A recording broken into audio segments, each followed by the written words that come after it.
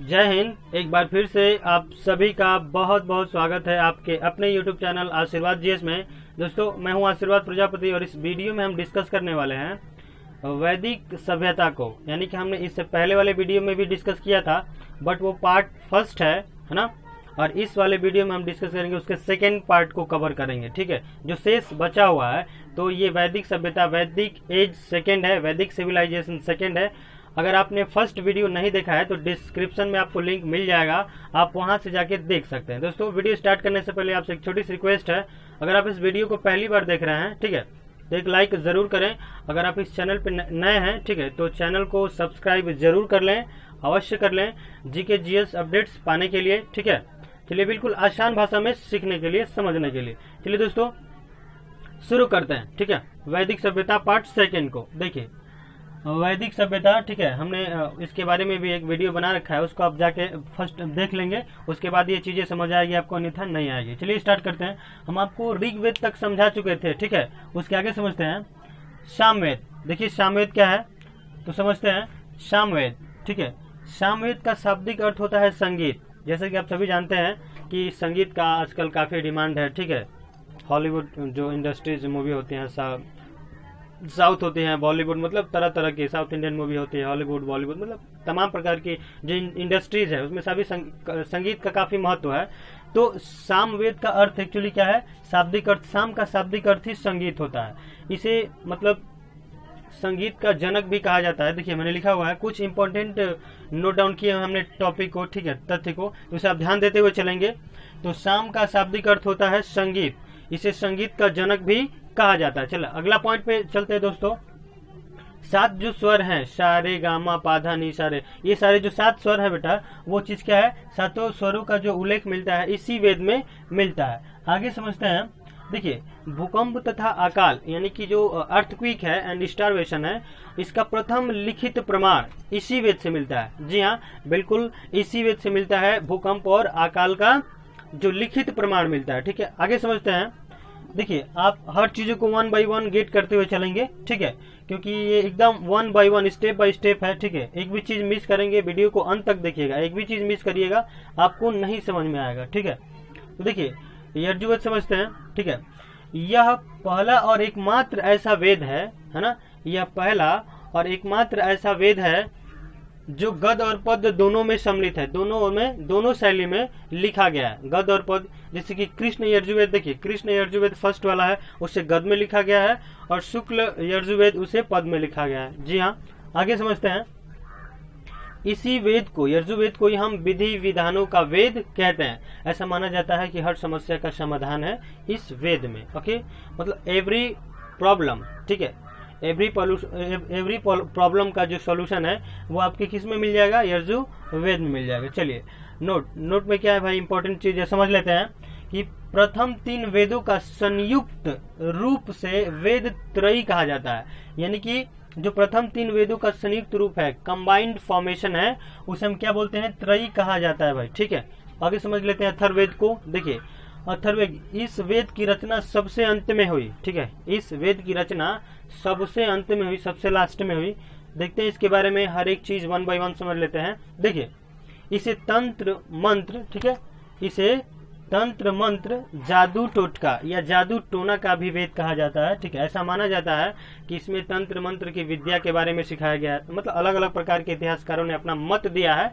ठीक है, उससे क्या मतलब है, हमें ये चीजें जाननी है कि अगर एग्जाम के पॉइंट ऑफ व्यू से पूछे कि मतलब सबसे अंत में किस मतलब वेद को लिखा गया, क्या नाम है, तो आपको ये चीजें ध्यान में रखनी होगी। तो इसे तंत्र मंत्र, जादू टोना या जादू टोटका का भी वेद कहा जाता है। अगला पॉइंट की ओर चलते हैं।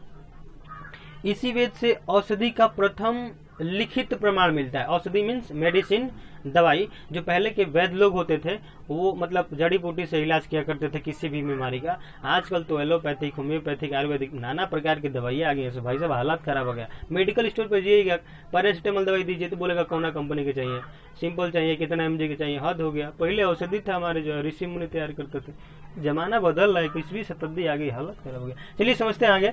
तो देखिए इसी वेद में औषधि का यानी कि दवा का प्रथम लिखित प्रमाण मिला था। ऑलराइट, आगे समझते हैं कि अथर्ववेद में ही सभा और समिति को, ठीक है, कम्युनिटी को, सभा और समिति को ही क्या कहा गया, मतलब प्रजापति। देखिए यहाँ पे लिखा गया है कि प्रजापतियों को, प्रजापति की 2 पुत्रियों मतलब माना गया है या कहा गया है। किसको, तो सभा और समिति को ही प्रजापति की 2 पुत्रियां कहा गया है। आगे समझते हैं। देखिए जो नहर होती है, नहरें, ठीक है, बड़ी बड़ी नहरें होती हैं, तो नहरों का प्रथम लिखित प्रमाण इसी वेद में आपको मिलता है। किसमें, अथर्ववेद में मिलता है, ठीक है, इसी वेद में मिलता है।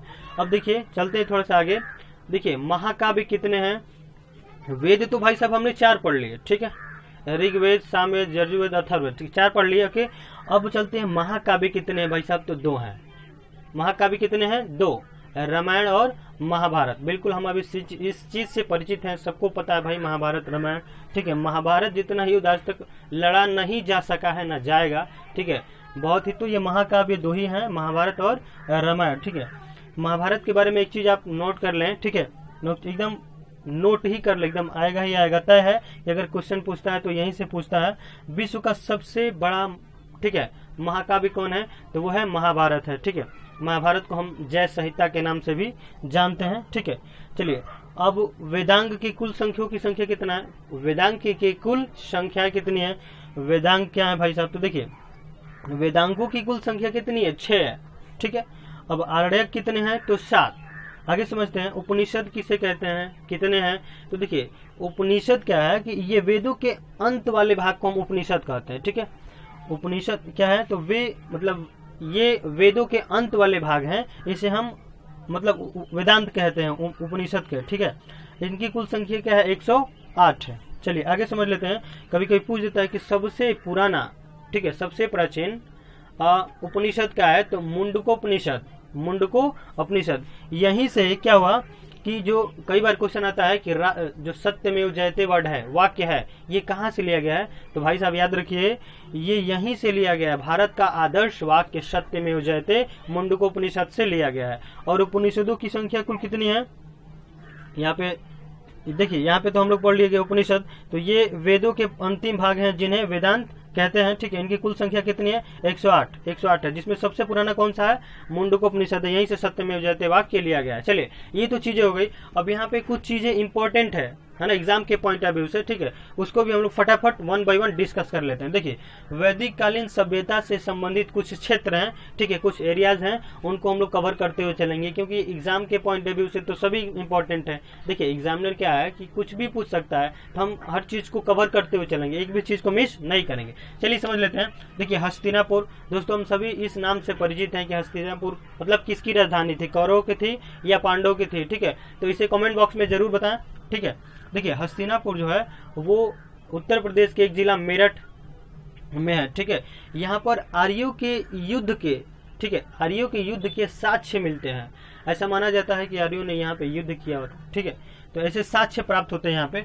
अब दक्षिणापथ क्या है, तो विंध्याचल के जो विंध्याचल पर्वत है, विंध्याचल पर्वत, उसके दक्षिण भाग को, ठीक है, दक्षिणापथ के नाम से जाना जाता है। आगे समझते हैं।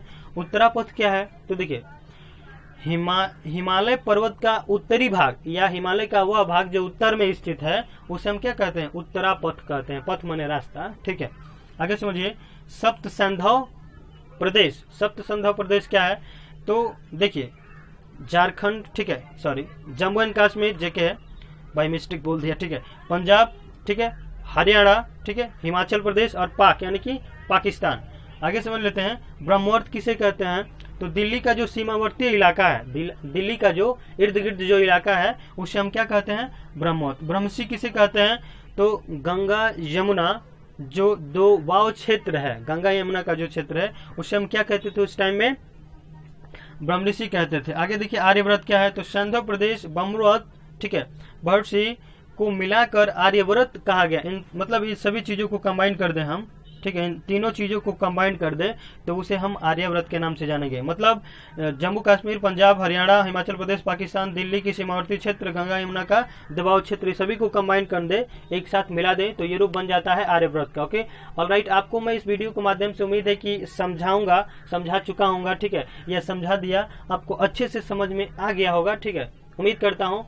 चलिए अगर आपने इससे पहले वाला वीडियो नहीं देखा है तो उसे आप जरूर देखें, तभी आपको ये चीजें पल्ले पड़ेगी, समझ आएगी, अन्यथा आपको आने वाले नहीं है। चलिए मिलते हैं अगले वीडियो में। अगले वीडियो में हम जानेंगे, ठीक है, हड़प्पा सभ्यता, ठीक है, और वैदिक सभ्यता के बारे में अंतर समझेंगे, क्या अंतर है। ठीक है, चलिए मिलते हैं अगले वीडियो में कुछ अच्छी जानकारी के साथ। तब तक के लिए जय हिंद।